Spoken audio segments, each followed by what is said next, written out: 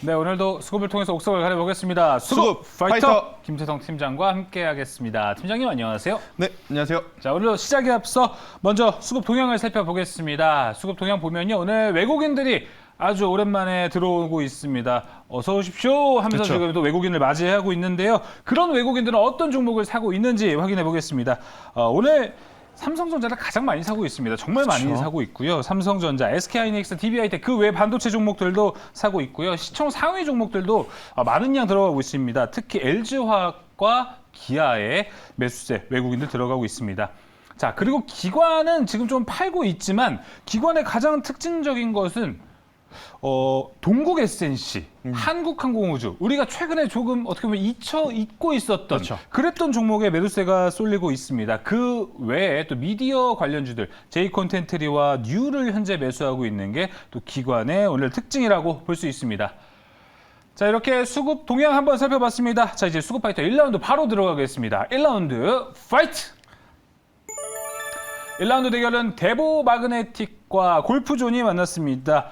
어떻게 뭐 공통사항은 없을 것 같지만 최근에 그 시세 분출이 대보 그렇죠. 마그네틱은 강하게 올라갔었기 때문에 일단 두 기업 모두 뭐 굉장히 최근에 주가의 그렇죠. 연속성 혹은 주가의 추세 자체가 굉장히 좋은 기업이다라고 먼저 말씀을 드리도록 할게요.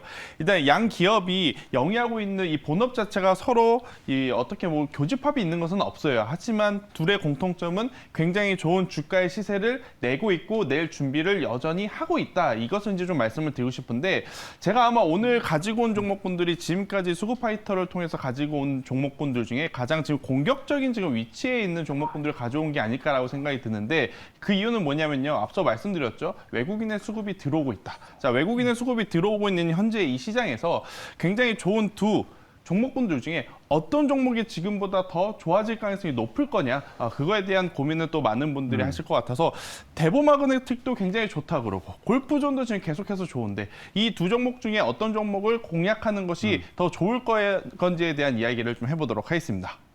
네, 알겠습니다. 자, 이렇게 대보 마그네틱과 골프존이 만나서 대결입니다. 1라운드 승자 열어보겠습니다. 승자 열어주시죠.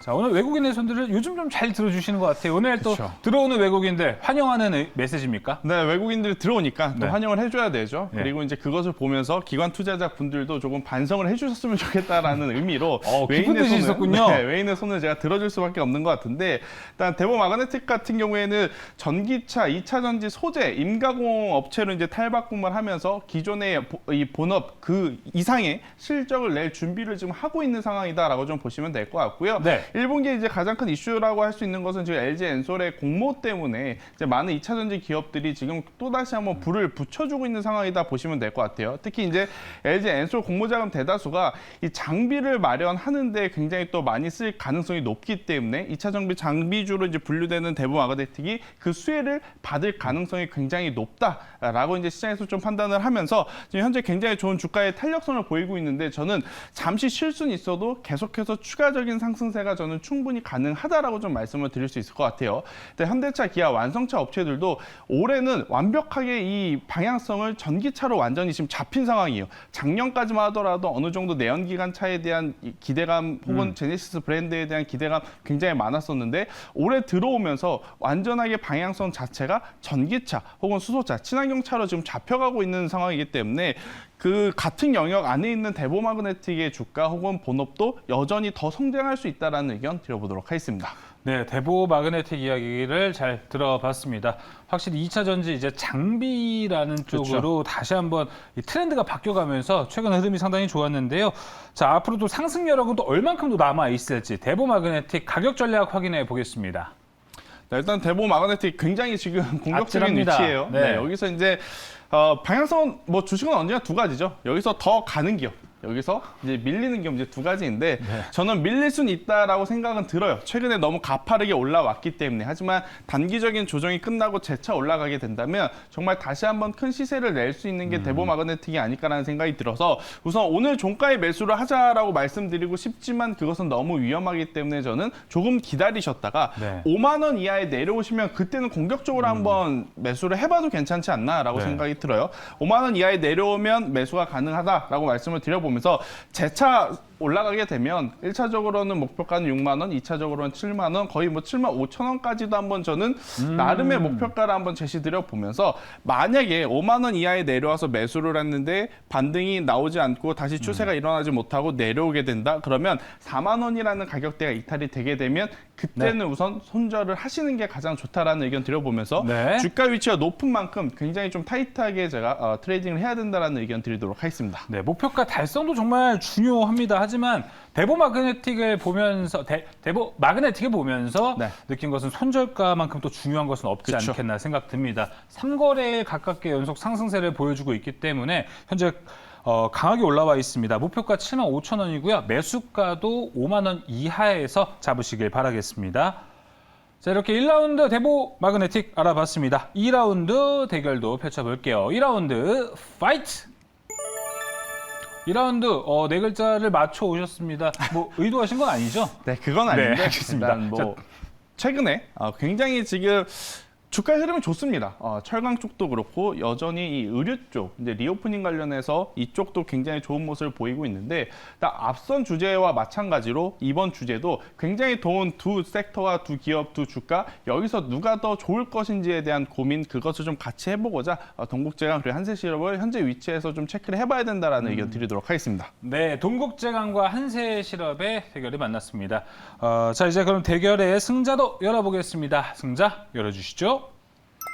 오늘은 확실히 기관에게 확실히 메시지를 전달하고 싶으신가 봐요. 도와줘야 되죠. 맞아요. 12월 달에 뭐 산타랠리 우리나라 같은 경우에는 없었고 네. 또 1월 효과에 대한 기대는 굉장히 높았는데 네. 결국 이제 기관 투자자 분들의 이 매도수가 너무 많다 보니까 네. 아무래도 이제 시장이 상승할 때마다 좀 브레이크가 걸리고 오히려 지금 조정을 받는 그래서 네.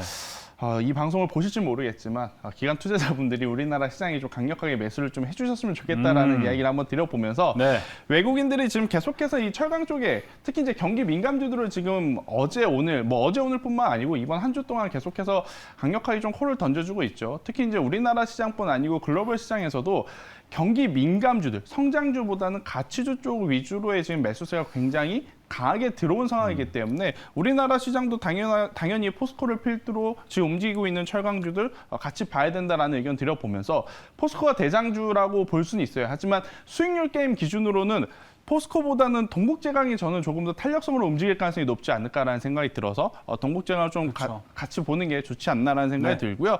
철강 제품 가격이 가장 중요하죠. 이제 중국 같은 경우에는 아무래도 이제 이 저탄소에 대한 정책 때문에 철강 그 생산하는 양 감산을 한 상황이에요. 그러다 보니까 철근 가격이 상승을 했고 그에 따른 수혜를 우리나라 기업들이 현재 많이 받고 있는 그렇기 때문에 이 추세는요 당분간 계속 이어질 가능성이 높다 이렇게 말씀을 드릴 수 있을 것 같고 그 시간과 맞물려서 건설과 자동차 분야에서 지금 수요가 많아지고 있잖아요. 우리나라도 그렇고 중국도 그렇고 계속해서 대규모 아파트 단지들이 조성을 해야 되는 그러한 명분들이 있고 또 이제 자동차 혹은 배 이러한 것들이 여전히 수요가 높은 상황이기 때문에 철근 가격 혹은 철강에 대한 기대는 여전히 가져가야 된다라는 의견 드리도록 하겠습니다. 네, 동국제강에 대한 이야기 들어봤고 또 김태성 팀장의 당분간 있을 기관 보이콧, 기관 패싱 이야기도 좀 들어봤습니다. 자, 그럼 동국제강 가격 전략도 어떻게 봐야 될까요?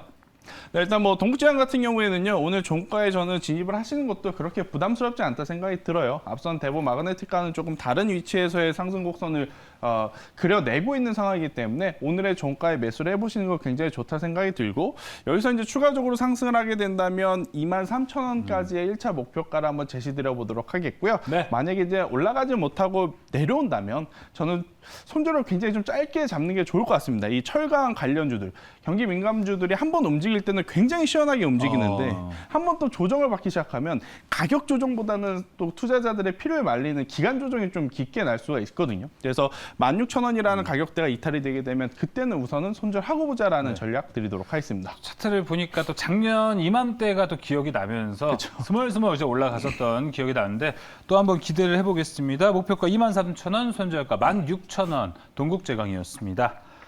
자, 이렇게 오늘 또 두 종목 살펴봤고요. 이어서 김태성 팀장의 공략주까지도 살펴보겠습니다. 오늘의 공략주 열어주시죠.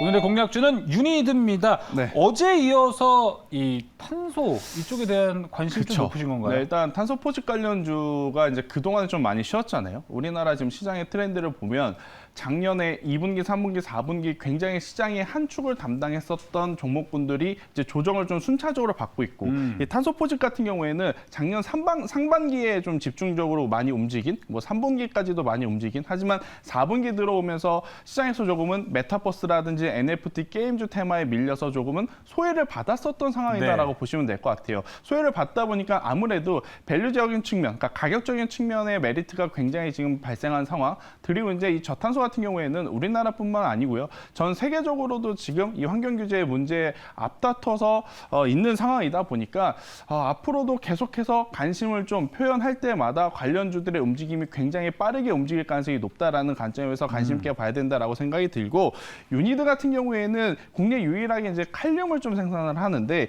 이 탄산칼륨 매출의 10%가 탄소 포집용으로 지금 발생을 한다라고 합니다. 그렇기 때문에 관련 테마의 한 축으로서 그 좋은 이야기가 나올 때마다 이 유니드의 주가도 충분히 올라갈 가능성이 굉장히 높기 때문에 저는 현재 위치에서 매수를 해보시는 것도 굉장히 좋지 않을까라는 의견 드리도록 하겠습니다. 네, 유니드. 저 개인적으로 궁금한 것은 이 탄소 포집하고 탄소 배출권하고도 어떤 연관관계가 좀 있다고 생각하시나요?